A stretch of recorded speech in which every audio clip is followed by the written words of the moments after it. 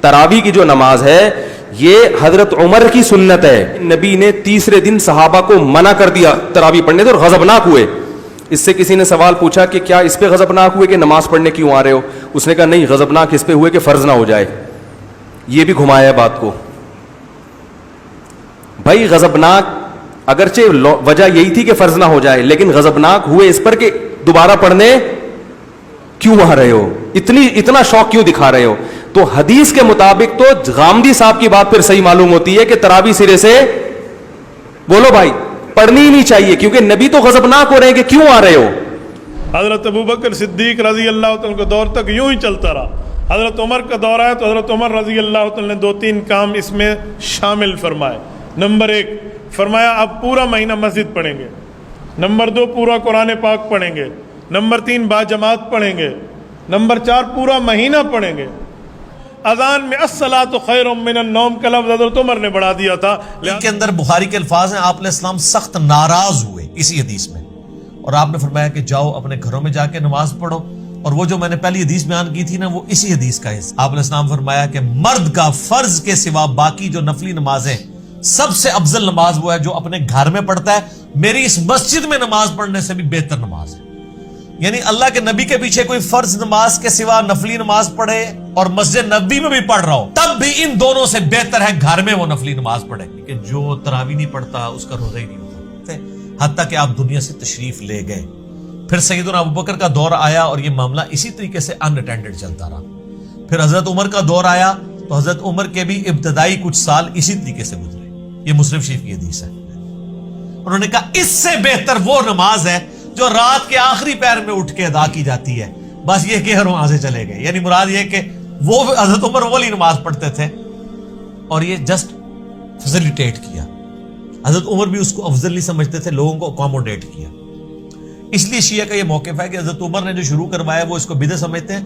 وہ بھی ایکسٹریم پہ گئے. حضرت عمر نے کبھی بھی اس کو ایز اے فرض کے طور پہ جاری نہیں کیا، جسٹ ایک مستحب کے طور پہ کیا. اور خود بھی وہ آپ دیکھ لیں، انہوں نے تو نہیں پڑھی وہاں پہ نماز. جب ہم یہ کہتے ہیں خود تو کوئی نہیں پڑھی ہے، کہتے ہیں دیکھو جی یہ حضرت عمر کو کہتے ہیں نعوذ باللہ، وہ کہتے کچھ تھے کرتے کچھ. سر جو انہوں نے کہا انہوں نے وہی کیا ہے. انہوں نے کہا اس سے بہتر نماز جو ہے رات کے آخری پہر میں پڑھی جاتی ہے، کیونکہ بخاری مسلم میں کہ یہ حدیث ہے نبی علیہ السلام نے آخری پہر میں اٹھ کے یہ نفلی نمازیں ادا کی ہیں.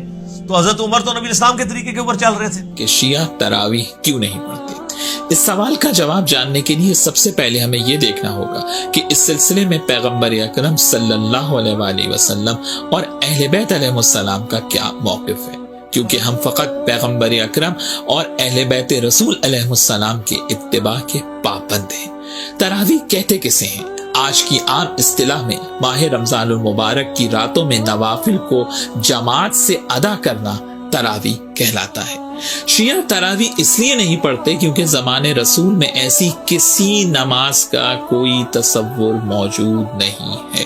رسول اللہ نے اپنی حیات طیبہ میں کبھی نوافل کو جماعت سے ادا نہیں کیا، اور یہ شیعہ سنی کتابوں میں موجود ہے.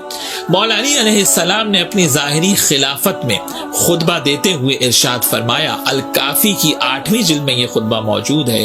امام ارشاد فرماتے ہیں کہ واللہ لقد امرت الناس ان لا یجتمعوا فی شہر رمضان الا فی فریضۃ وَعَالَمْتُمُوهُمْ أَنَّ اجْتِمَاعَهُمْ فِي النَّوَافِلِ بِدْعَةٌ. مولا علی نے فرمایا کہ یاد رکھو کہ نماز واجب کے علاوہ کسی مستحب نماز کو جماعت سے ادا نہیں کیا جائے گا، اور نوافل کو جماعت سے ادا کرنا بدعت ہے. مولا علی علیہ السلام نے جو حق بات تھی سیرت رسول کے مطابق وہ لوگوں کو بتا دی. کیا باب مدینۃ العلم سے زیادہ بھی کوئی سیرت رسول اور سنت رسول کو جانتا تھا کہ ماہ رمضان المبارک میں نوافل کو ادا کریں، مستحب نمازیں ہیں، قیام اللیل کریں، لیکن ایسے انجام دیں جو رسول اللہ صلی اللہ علیہ وآلہ وسلم کی سنت کے عین مطابق ہو. الگ نماز نہیں. ٹھیک، میں نے جو بات کہی تھی وہ یہ کہی تھی کہ تراویح کوئی الگ نماز نہیں ہے، یہ تہجد کی نماز ہے. اب سوال پیدا ہوتا ہے قیام اللیل سے مراد کیا ہے؟ یہاں پہ میں تراویح کا جو پس منظر ہے وہ بیان کر دینا چاہتا ہوں. دیکھیے جیسا کہ ہم نے خطبے میں بھی دیکھ لیا، اللہ نے قیام اللیل جو ہے اسے فرض نہیں ٹھہرایا تطوع، قرآن مجید میں بھی اس کا کوئی ذکر نہیں. حضور نے تراویح کی نماز یا قیام اللیل نہ اسے فرض قرار دیا، نہ اس کے بعد جماعت کوئی اہتمام کیا مستقل. صرف 3 راتیں آپ نے جماعت کروائی ہے، اس میں 8 رکعتیں آپ نے پڑھی ہیں کہ جو آپ کا معمول تھا تہجد کا وہ پڑھی، اور تہجد کے وقت ہی جماعت کرائی ہے. یہ ہے وہ حدیث. اس کے علاوہ کسی نماز تراویح جو ہے جو ہم پڑھتے ہیں 20 رکعتیں عشاء کے ساتھ متصل، اس کا کوئی ذکر نہ دور نبوی میں ہے نہ دور صدیق اکبر میں ہے.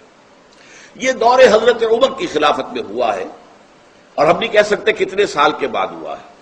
حضرت عمر رضی اللہ تعالیٰ عنہ کی خلافت کا دور جو ہے وہ تو 10 برس ہے، ہو سکتا ہے 5 برس کے بعد ہوا ہو، 6 برس کے بعد ہوا ہو، 12 ہوا ہے ان کے عہد میں. اس کو آپ نے خود بدعت بھی قرار دیا ہے، لیکن بدعت حسنہ. بدعت کس اعتبار سے؟ لغوی اعتبار سے، نئی بات، اس لیے کہ حضور کے زمانے میں نہیں تھی.